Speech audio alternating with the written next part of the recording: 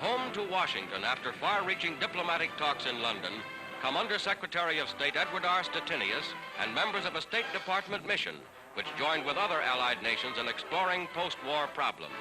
Among them, problems of keeping the peace in the post-war world.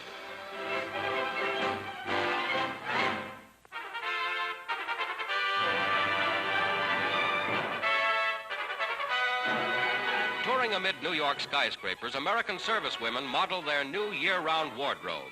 These are Navy auxiliaries whose jobs on land release more men to fight at sea. These are Marines, dressed for winter and for summer.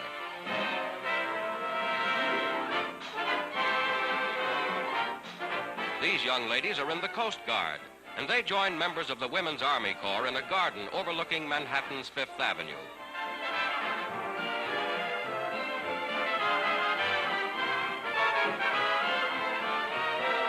Typical of American girls serving with the armed forces, they're at home anywhere. Here, a detachment of Navy nurses goes ashore to serve on Guadalcanal in the South Pacific.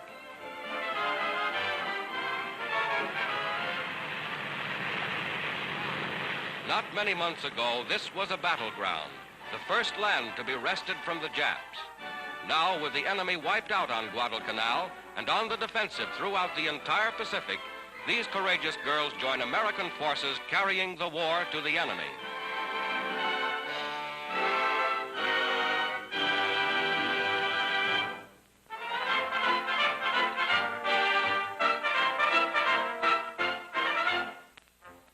California stages a baby show that's strictly military. Every youngster entered has a father in the armed forces. These fathers are lucky, for many soldiers now at the front have never seen their lusty offspring.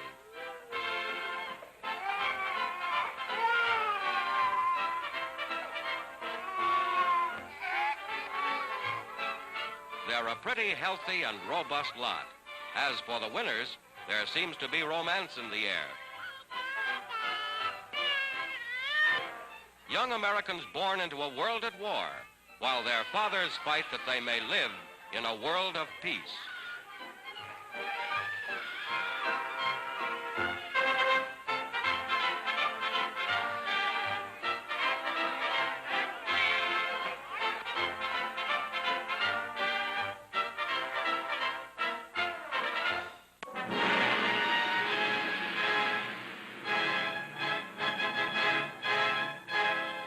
Amid the snow-capped Rockies of America's far west, the Forestry Service puts a novel new vehicle into operation for the first time.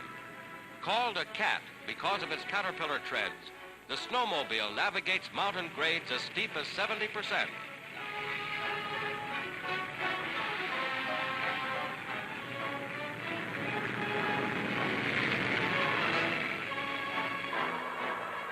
Through famous Chinook Pass, the snowplows go into action. Clearing roads blocked by winter snows, they're weeks ahead of schedule.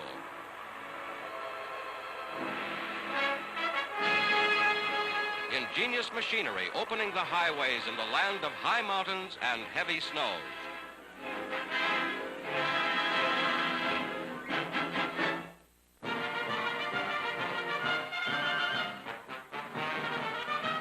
At Annapolis, midshipmen of the United States Navy stand at attention as a distinguished visitor, Admiral Sal Diaz, Superintendent of Peru's Naval Academy, decorates American Admiral Beardall with the order El Sol del Peru. Many of Peru's naval officers have had Annapolis training. Today, in honor of the guest from South America, the entire regiment of midshipmen passes in stirring review. The nation's future officers saluting a good neighbor from south of the border.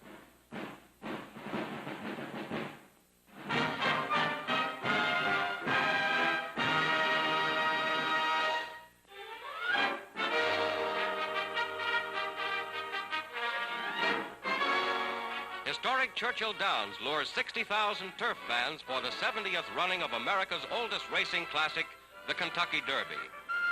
The wartime crowd is not as big as in earlier years, but all the color of the Derby is here as the thoroughbreds parade to the post. All eyes are on the starter as 16 hopefuls break from the barrier.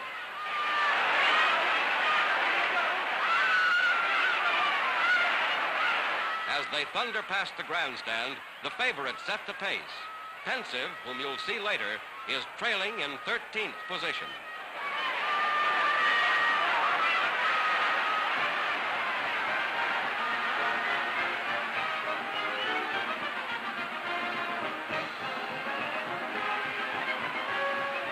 Into the home stretch, the favorites are still in the lead, but keep your eye on Pensive.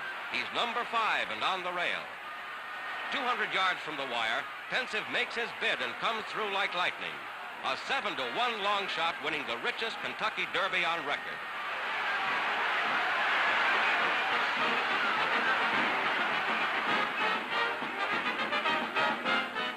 To Americans, this is racing's day of days.